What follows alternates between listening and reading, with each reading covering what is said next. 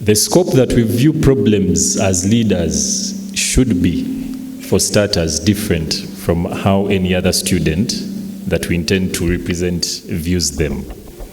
Because either way, what then would be the purpose of us having leaders if there are any problems to address? So when you realize that, first, the moment you choose to step in as a leader with that bias, one, you get to realize that some of what you earlier on classified as problems no longer carry the water to be defined as problems. Rather, they have now become a constant in your pursuit. However, I'm going to try to break down a few challenges. And one of the biggest challenges, most especially in students' politics, is time.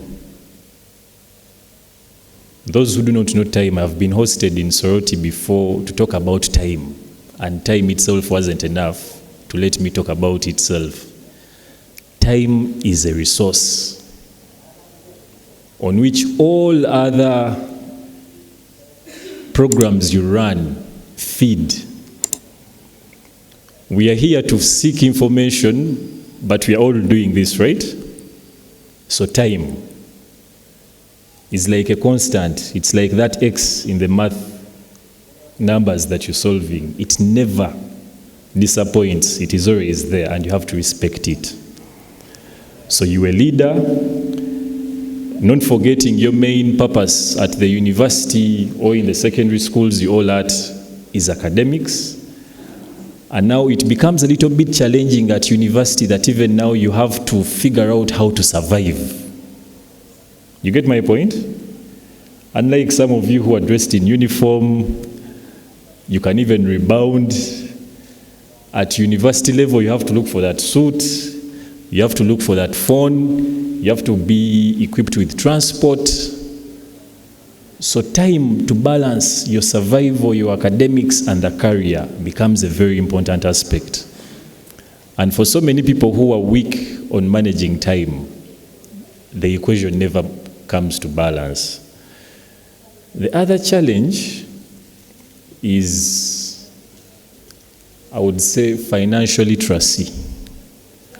How well you can play around with finances. Leaders, you can speak it all, you can talk it all and walk it until you are put at the point where you have to manage resources.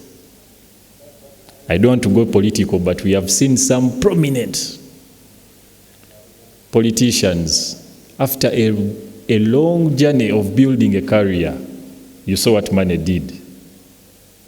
So as a leader, one of the confirmatory tests to check your integrity in your service is how you play around with figures. This particular event you are hosted at today has a budget. And whoever funded this activity, before they can even know if the event has been successful, they can just come around and sit somewhere. And they're like, really?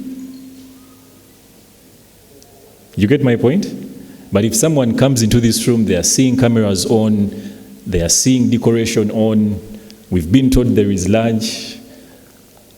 You can see a lot of things going around. You get my point? So now, someone has really handled finances properly for beginners. And for some of us and those who are doing self-employment, these are some of the traits you can look around and you're like, who was behind this event? Money. The other challenge that is ahead of us as leaders is information. And to our young ones, or to our young sisters and brothers that are venturing into this space of leadership, let me tell you something. Before we get excited about the privileges that come with leadership, in some of our universities, you're given an office, you're given a place of residence, you have where you sleep as a president, you're given an allowance. Some universities even give cars and everything. You get my point? Now, before you get excited on all that, I want to tell you something. One of the hidden tools that empowers you as a leader is the upper hand on information. You get my point? The upper hand on information is one of the biggest privileges that we have to manage as leaders, and that is a very big challenge. How is it a problem? You are called to administration, for instance, and you are given heads up on something. Now, not every information you've been given as a leader is supposed to be said out. There is an ingredient of when to say what you know out. And that is a very big challenge. Some of us fail to realize when we are supposed to speak that we know. You've been called in a meeting. It is a meeting of 3 people, 2 people. We have discussed something. And before the day closes, I'm hearing that conversation somewhere. So it is a big challenge leaders you are having here, me inclusive. Sometimes we have loose mouths. Monfunye. The other problem that we have as leaders, or the challenge, I am sorry using the word problem, but it's challenges. There is a big challenge of conflict resolution ahead of us.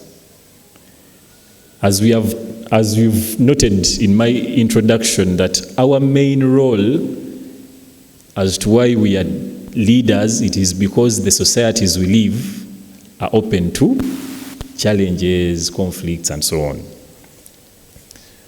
Now, so many leaders jump onto conflicts whose source they've not been able to identify. And we have seen so many leaders, big, young, who go down with conflicts that they never know where they began from. So you should be very conscious as a leader on how you intercept conflicts. And second, leaders, we also have a challenge. For instance, I was at an event, on a Women's Day event, and the speakers that day always praising their moms. I was raised by a single mom. I personally, I was raised by what? A single mom. What I'm trying to build here is that as a leader, sometimes when you're approaching issues, it is beyond you as an individual. Now, very many leaders that day were sunk into the fact that they were raised by single moms, therefore women, this. And I came up with a controversial opinion. On Women's Day, I tell the women, and I'm telling you women today, you are more than empowered. I can hardly sit into a conference where we're talking about women empowerment. Who is the vice president? Who is the speaker? You go visit most government organizations. Who are the most PSCs? Women are empowered. The problem women are having, they've failed now to balance the new empowerment plus their natural obligations. You're a woman in the first place before you become a lawyer. So as a side talk, what I'm trying to communicate here is when you get married, as you're stepping into your house, the lawyer stays out and the mother gets in.